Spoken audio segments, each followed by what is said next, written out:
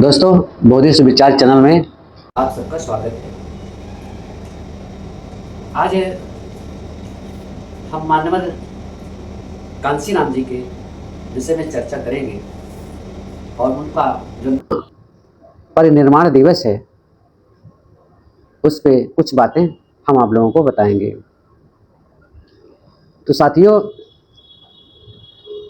आज हम ऐसे समाज सेवक और कुशल राजनीतिज्ञ, एकता के सूत्र में बांधने वाले परम पूज्य महामानव मानवर श्री कांसीराम जी, जे 9 अक्टूबर 2025 को परिनिर्वाण दिवस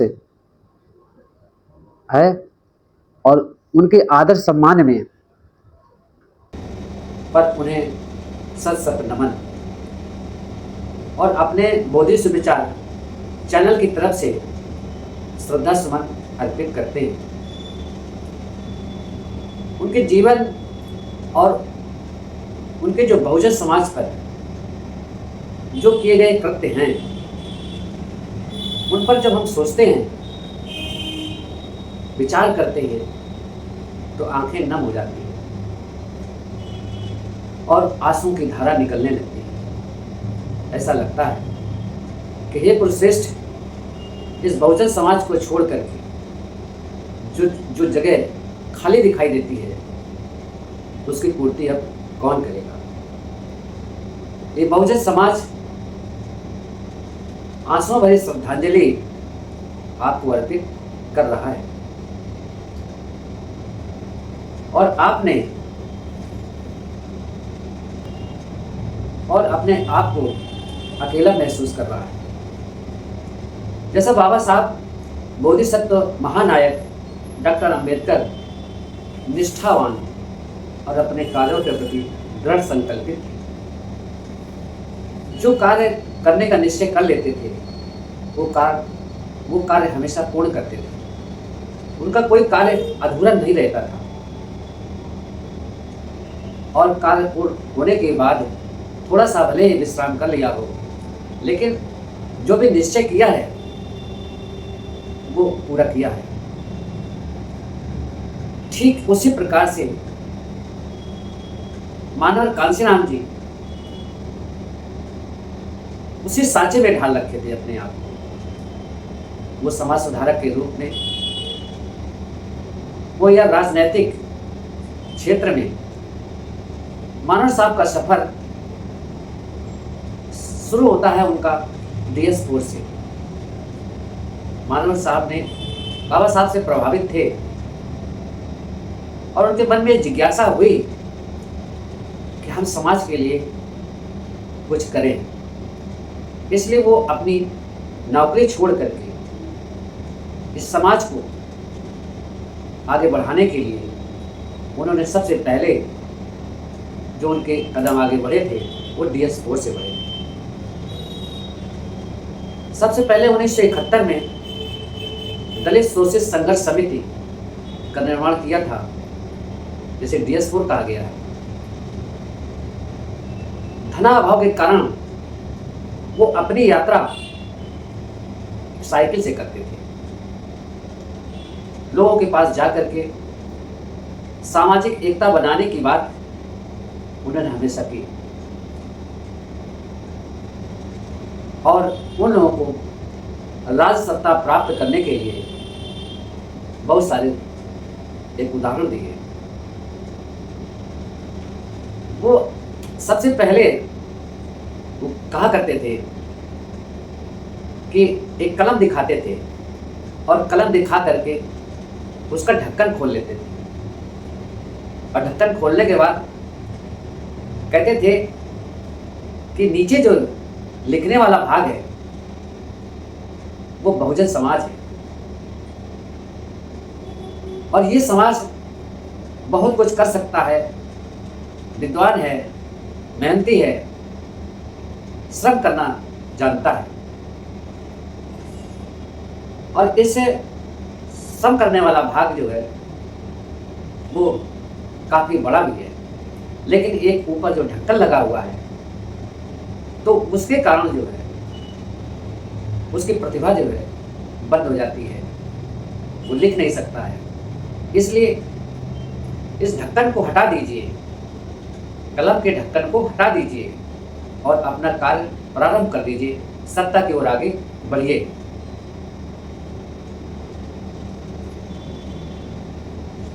ये राजनीतिक लाभ पाने के उनके ये उपाय बताया करते थे। उनकी भाषा शैली इतने कुशल और सरल थी कि उनसे वो बहुत जल्दी लोग प्रभावित हो जाया करते थे। जिस घर में जाते थे तो वहाँ ठहर करके अगर उनको प्यास लगी है, भूख लगी है, तो कोई संकोच नहीं करते थे। वो पहले बता देते थे कि मैं खाना भी खाऊंगा और पानी भी पीऊंगा। उस स्थिति में अगर उन्हें सूखी रोटी में मिल जाती थी तो नमक के साथ खाकर पानी पी लेते थे और अपने काम के लिए वो आगे बढ़ जाया करते थे। साथ में बड़ी महत्वपूर्ण बात यह भी थी कि 1 रुपए का चंदा भी लेते थे, जिससे लोग और ज्यादा प्रभावित हुआ करते थे। मानवर साहब ये कार्य कई वर्षों तक किया। अब सोशलिस्ट समाज जो था तो उनके प्रति काफी समर्पित हो चुका था। आगे का सफर उन्होंने बामसेब से फिर तय किया और बामसेब एक ऐसा संगठन बनाया। ये संगठन एम्प्लॉइयों का था, जो बहुजन समाज के एम्प्लॉय थे, सर्विस में थे, नौकरी पेशा में थे, तो उनका संगठन बनाया। इसे बहुजन समाज के लोगों ने मानवर साहब को अपने सैलरी से, अपनी तनख्वाह से वो कुछ दान किया करते थे। ये संगठन पिछड़े दलितों और शोषितों का एक संगठन था। इस तरह से इस संगठन में काफ़ी उपलब्धि मिली और अच्छा धन भी कुछ इकट्ठा हुआ। लेकिन स्वार्थी तत्वों जो इस संगठन में थे, उनका कुछ मन इधर उधर होने लगा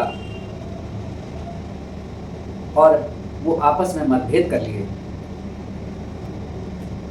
ऐसे लोगों को शायद आप लोग जानते होंगे, मुझे उसका नाम बताने की जरूरत नहीं है।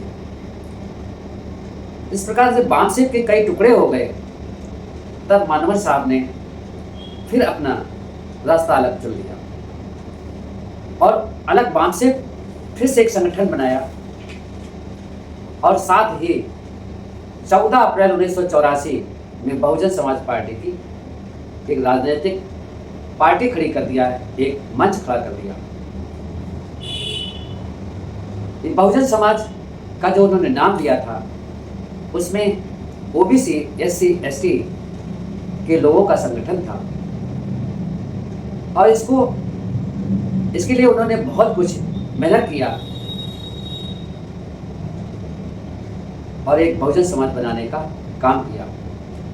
उन्होंने संख्या के बल पर, मानवर साहब जो संख्या के बल पर और एक आधार ऐसा बनाया जिसमें उस पार्टी में जो बहुजन समाज पार्टी थी, उसमें सभी वर्गों का प्रतिनिधित्व दिया। ऐसा भी उन्होंने प्रयास किया कि प्रत्येक समाज का एक, इसलिए किसी समाज को उन्होंने छोड़ा ही नहीं और इस प्रकार से बहुत वोट हासिल किया। उन्होंने गांव-गांव जा करके प्रचार प्रसार किया। हमने देखा कि प्रचार हेतु मानवर साहब ने एक पुरानी गाड़ी एम्बेसडर थी, उससे वो चलते थे।